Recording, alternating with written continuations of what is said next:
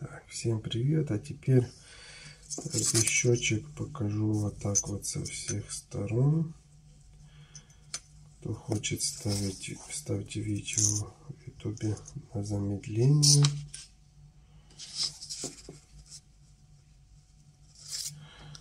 Ну, насчет повреждения отверстий, ну, посмотреть, потому что я каждый проверил, они уже рабочие все, но все равно еще сниму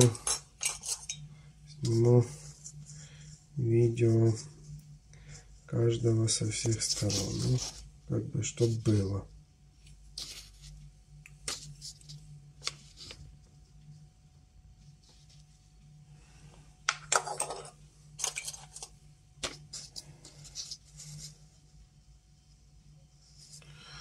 Вот так будет быстрее, да. Вот так вот буду брать за анод и прокручивать. Фокусировка есть, сделал все с фокусом.